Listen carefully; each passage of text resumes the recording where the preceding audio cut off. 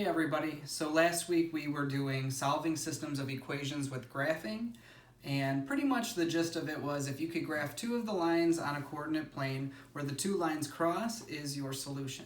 So today I'm going to show you the other method that is very popular in math that we use called substitution, and you'll notice it has some similar aspects to it, like when we evaluate something in an expression or an equation. You'll see some similarities with that today. So I do ask you to take out your notebook, do these few problems with me. There's 3 to 4 that we're going to do so that you can see how they look. But what I first want to do with you is go over the notes. So when I hold this sign up, I do want you to hit the pause button and write them down. And it might not make sense to you right now, but I'm going to read it with you first. So solving systems with substitution. Your first step is going to be to choose one equation and isolate a variable. The second step is substitute the isolated variable into the other equation. Step 3 will be to solve for that equation. And step 4 is to take the solution and put it into the original equation. So I do want you to write this down because you will refer back to these 4 steps while we do these problems. Like I mentioned in the other video, there are pros and cons to the substitution method.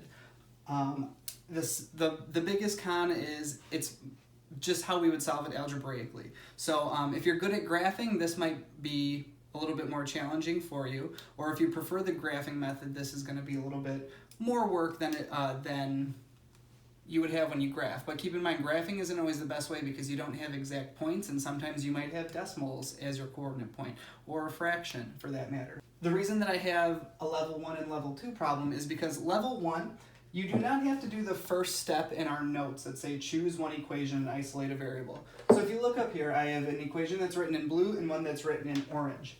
The one that's in orange already has a variable that's isolated by itself, meaning there's a variable by itself on one side of the equation. So since this y is equal to negative 4x plus 7, we're going to do what this method tells us to do. We're going to substitute. So we get to skip step 1 with these types of questions when there's already a variable that is isolated. So step 2 says substitute the isolated variable into the other equation. So the isolated variable in this case we just said was y. So that means every time I see a y in the other equation, I'm going to plug in what this whole equation was equal to, and I'm going to plug it in to the other one. So the other one is the blue one. So every time I see a y, I'm going to plug in what the other one is equal to. So I'm going to rewrite this blue equation as 3x plus 2y. When I say the word, I should know I'm not going to put down y. I'm going to put in what it's equal to. So I'm going to multiply it, because it's a quantity, by that 2 by negative 4x plus 7. Make sure you bring down the rest of the equation that we didn't use. So this equals 9 is still a part of the equation. So now that we have that, step 3 says solve for that equation. So go ahead and distribute that 2. We're going to multiply. 2 times negative 4x is negative 8x. And 2 times 7 is a positive 14. Go ahead and bring down the rest of your equation, and we are going to solve for x. So 3x minus 8x, we can put those together as negative 5x. Bring down the rest of the equation, and we're going to continue to solve for x. So subtract 14 to both sides, and we get negative 5x equals negative 5. Divide both sides by negative 5, and we found a part of our answer. So in this case, x equals 1. Now, just like in the video that I had about solving systems when you were graphing, every answer was written as a coordinate point. So right now we found a part of our answer. We know that our x value is 1, and we need to find out what the y value of this coordinate point is. So my fourth and final step, and this is the biggest mistake that students forget, they're like, oh, I found my answer. That's not it. You're missing a whole nother coordinate point. So after you get to step 3, do not forget about step 4, because a lot of people forget that one.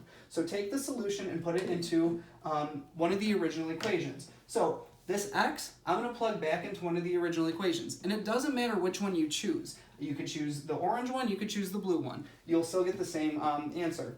I'm going to choose the orange one. So this means every time I see an x in this equation, I'm going to plug in what I just got for my solution. So I'm going to do it down here. I have y equals -4. Instead of x, I'll put in a 1. We know that -4 times 1 is -4. And we'll add 7. Sorry, it's kind of getting sloppy on this page. So y equals -4 plus 7. And y is equal to -4 plus 7 is 3. So I found the other half to my solution, which was 3. So here's my final answer. So if you really, really wanted to, you could put this other equation into a y equals mx plus b form or slope-intercept form, and they should cross at the point 1, 3. All right? Let's try another one. So this level 2 question, we cannot skip step 1 with our notes. So choose one equation and isolate the variable. So you have a bunch of options here. I could try to get this x by itself or this y. I could choose this x or this y in the other equation. So if you look at it, think about which one is the easiest. I would say there really isn't an easy one here. You might think that it's easier to get this y by itself because technically it only has a coefficient of 1 in front, but there's still a negative. So really, either way you try to get the variable by itself is going to be the same amount of work. So just remember, whatever you choose to do, it will still work out. We'll all get the same answer as long as you follow these steps. So I am going to go ahead and I'm going to try to get this y by itself. So in order to do so, I'm going to subtract 2x to both sides. And I now have -1y equals 4 minus 2x. I'm just rewriting it. And to get this y by itself, there's a -1 in front. So I'm going to divide every single thing by a -1. So this now will become y equals -4 plus 2x. Okay, so it pretty much took the opposite signs. So now we're back to step 2. And it looks a heck of a lot like level 1. We have an equation written in standard form, one in slope-intercept, and now one in slope-intercept. So you're going to do exactly this. You're going to take everything that's equal to the y, and you're going to plug it in to the other equation up here. Right? Meaning every time you see a y, you're going to put in what that value is equal to. So the biggest thing about this step is if you don't think you're doing it right, after step 2, if you did it correctly, there should only be one variable left in your equation. So if I do this, if I rewrite this out and I substitute correctly, I'm going to have 2x plus 2, and I shouldn't have y, but what y is equal to. I'm subbing it in, just like if you have a substitute teacher, they would fill in for me. Or if you're on a sports team and someone subs in for you, they take your place. So this quantity is going to take the place of the y. So I'm going to plug in that -4 plus 2x. And don't forget the equals 10. I'm sorry, this is so messy, you guys. So now I will do exactly what I did in the other problem. I'm going to solve for x here. So I have 2x plus 2 times -4x is -8x. Bring down everything else. My terms that are like are 2x and 4x, so this will become 6x minus 8 equals 10. To get x by itself, I will add 8 to both sides. This becomes 6x equals 18. Last step will be divide both sides by 6, and x is equal to 3. So, once again, students think that they're done. You're not. You still have to take that solution that you found and put it into one of the original equations. So, I have a part of my answer. I know that the x value of my coordinate point to solve the system will be at 3. I have to figure out what the y is. So I'm going to take that 3 and I'm going to plug it. You could put it back into this equation, you could put it back into this orange equation, or you could even go to the one that you manipulated down here, but I'm just going to give you a warning. If you didn't do this part right and you try to plug in this answer, you may make another error. So I always say go back to one of the originals. So let's plug it back into this first blue one. It doesn't matter, you should still get the same answer regardless of how you do it. So instead of x, I'm going to plug in 3. So 2 times x, which is equal to 3, plus 2y equals 10. Okay? 2 times 3 is 6. Bring down everything else. and try to get the y by itself. So I'll subtract 6 to both sides, running out of room, and we get 2y equals 4. If I divide both sides by 2, I should get y equals 2. I'll put the work in there even though you probably can't see it because it's too small, so I apologize. See if you can zoom in, make this full screen. So my y is equal to 2.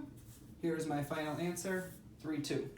Now, the last thing that I really should have on my notes, because I'm not being a good teacher right now, I apologize, is step 5 should always be check your answer. So in either of these problems, I have my solution set. In the level 1 question, I had 1, 3, and in level 2, I had 3, 2. You want to plug it back in to see if it's a true statement. So if I plug 1 in for x, I want you to do this in your heads. What is 3 times 1? 3. What is 2 times the y value? 6. So 3 plus 6 is 9. It checks out. That means I did it correctly. Try it for this equation. Negative 4 times my x value, which is 1, is negative 4 plus 7. Negative 4 plus 7 is 3. Well, if this whole thing is equal to 3 and y is equal to 3, this y is equal to 3, so it checks out. So you want to do that every time you solve one of these systems. The last two that I want to show you are, they're kind of the special occasions that happen with these types of problems, meaning the two different solutions that you guys have heard all year long, when something is no solution or when something is infinitely many. So if I take a look at this first one, I'm still going to use the same steps that I would in the substitution problem, and I already have one that's manipulated, so we can skip step number 1 of choosing the equation and isolating the variable, and I'm just going to plug it in. So if I take everything that this one is equal to and plug it in for y, I would now get 2x plus, instead of the y, this whole term goes in. So negative 2x plus 3 equals 12. And you're going to quickly see 2x plus negative 2x is going to give us 0. It cancels out. So I'm just left with 3 equals 12. We know this isn't a true statement. Therefore, this is something that is no solution. Okay? You guys know that already. So, looking at the converse, we have infinitely many solutions. So I'm going to do the same thing. I have my variable that's already isolated. So I'm going to take that and I'm going to plug it in for y up here. So this is going to be 4x minus 2, and instead of the y, I'm going to plug in what's here in orange. It's equal to 6. So go ahead and distribute. Negative 2x times 2x is negative 4x plus 6. And you're going to notice, once again, just like this other problem, this 4x and minus 4x cancels out. A positive 6 equals a positive 6. So these are the same, so we would say that this is infinitely many solutions. Go ahead and practice these problems, watch this video again. Make sure you watch the whole Khan Academy videos because they're going to show you, even when you have an answer to the solution that might be a decimal, you're not wrong. Or if you have a number that's a fraction, that's okay. Keep in mind that there's one other method that I think you're going to like that we're going to work on next week. And I do think this one is the most important. So please make sure you spend time with it this week. I miss you guys. I hope you're doing okay, and I will see you soon.